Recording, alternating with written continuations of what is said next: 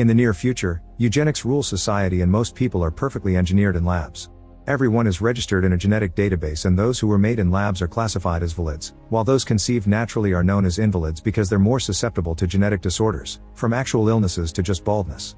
Genetic discrimination is technically illegal, but employers still take urine tests or even the saliva on the resume envelope, which results in genotype profiling.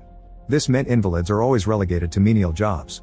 At his apartment, Vincent takes a long time to shave and scrub himself until his body is spotless, then he burns any hairs and dead skin that could have fallen. Next he takes a urine bag from the fridge and connects it to his groin so he can pass it off as his own. He also puts a bit of blood inside a fake fingertip, which he carefully attaches to his actual finger.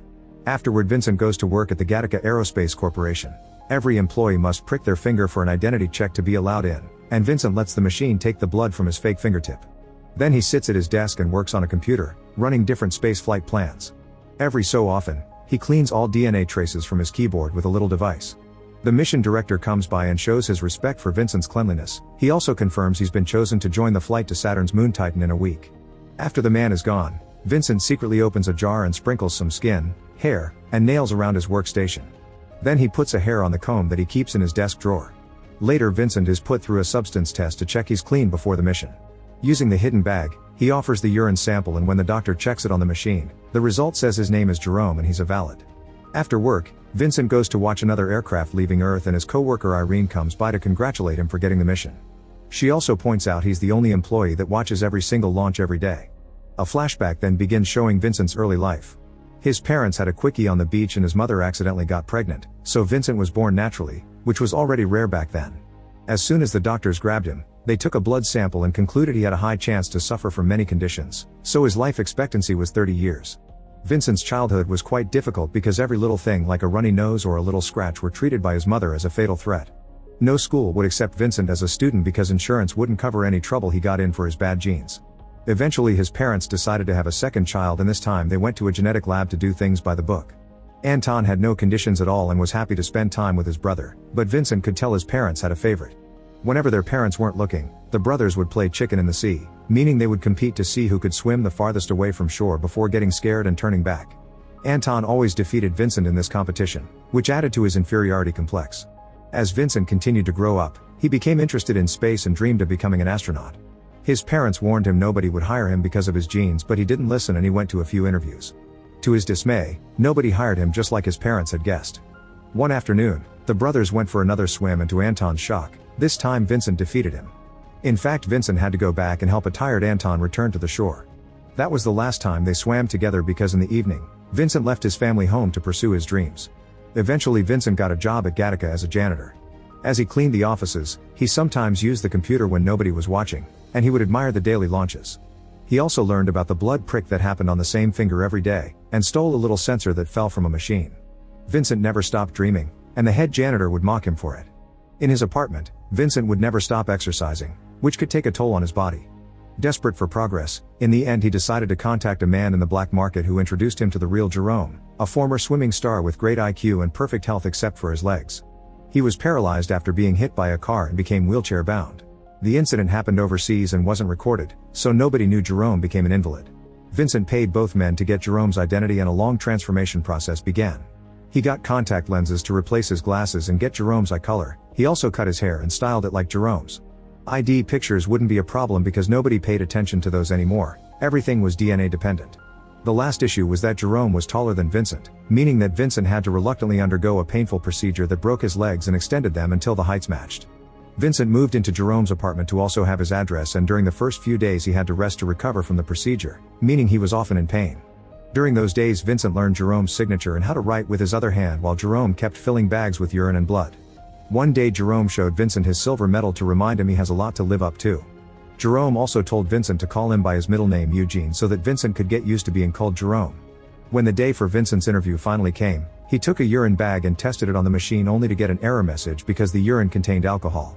Vincent started yelling at Jerome for the consequences of his addiction, and after testing a bunch of bags, he found the last one was clean and took it with him. At the office, the doctor ran the test and the machine confirmed Vincent was Jerome, therefore a valid. They didn't send him to an actual interview, he just got instantly hired for his IQ. From then on, Vincent had to scrub his body thoroughly every day to get rid of loose skin, nails, and hair, which was all burned in an incinerator. All the clothes were kept in sealed bags to avoid contamination. While working, Vincent would spread Jerome's samples on his desk to keep up the illusion and use the fake fingertip with Jerome's blood to pass the identity check at the door. Nobody ever suspected anything. Back in the present, everyone in Gattaca is freaking out because the company administrator has been murdered with a keyboard. Jerome scratches his eye while staring at the gruesome scene and doesn't notice that an eyelash falls off. The cops soon come to pick up every single trail of DNA from the scene of the crime, which includes the eyelash. The boss tells Irene to assist the police in any way they need. The mission isn't cancelled and Vincent will still be going to space. When he shares the news with Jerome, they decide to go out to celebrate. They drink a lot and even do some tricks with smoke inside their glasses.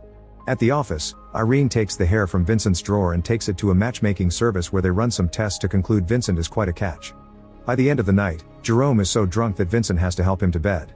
Suddenly Jerome makes a confession. He hadn't been drunk during the car crash and it hadn't been an accident. He had actually been trying to self-delete. The next morning, the police forensic department tests all the samples and discovers a mysterious invalid had been in Gattaca, so now he's the prime suspect. Back to Vincent, he puts the little sensor he stole back in his janitor days on Jerome's chest to record 20 minutes of his pulse as he whirls the wheels of his chair extra hard to simulate exercise. Later at Gattaca, Vincent is put on a running test and he replaces the office sensor with the one he brought from home. Meanwhile, the detectives investigate the invalid profile from the eyelash and discover it belongs to a janitor that disappeared a few years ago. They come to the office to ask some questions and Vincent overhears them while they talk, which makes him nervous. To make matters worse, the 20-minute-long recording soon ends and Vincent's real pulse appears, which is rather high.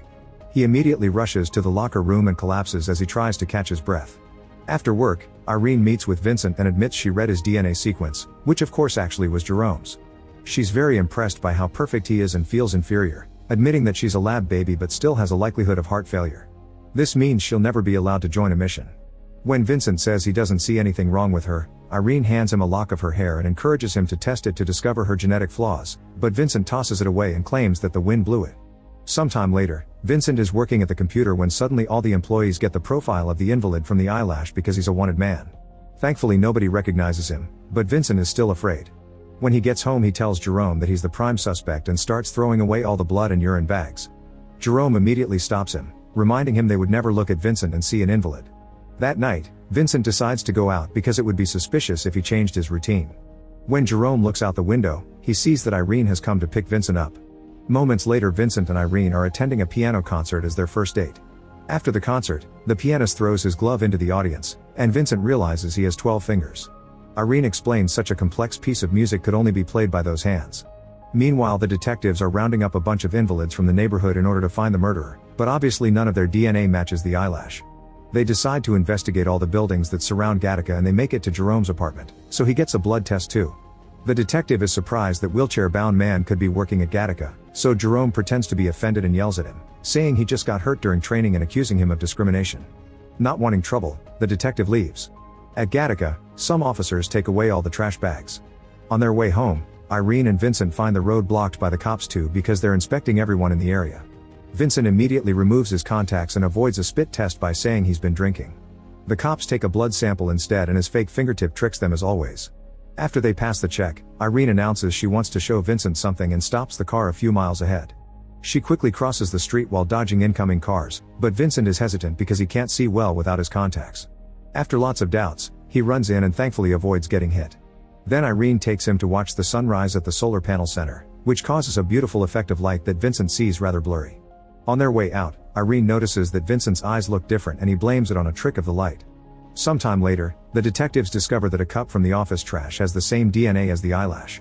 They theorize the invalid may be working in disguise and killed the administrator because he found out the truth.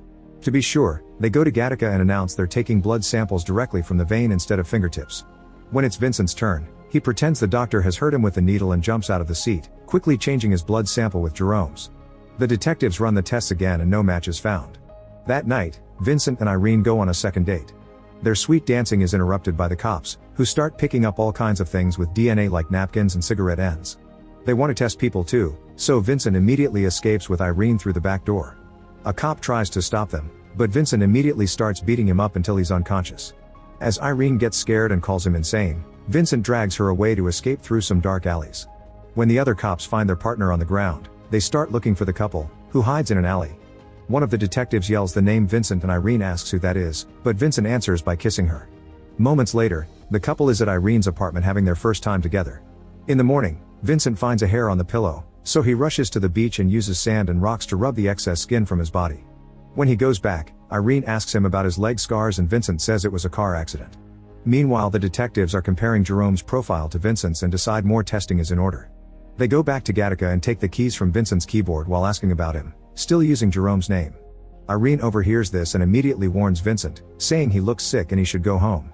Vincent understands she's talking in code and leaves the building while Irene tells the detective that Vincent went home because he was ill. This doesn't stop the detective, who asks Irene to take him to Jerome's home.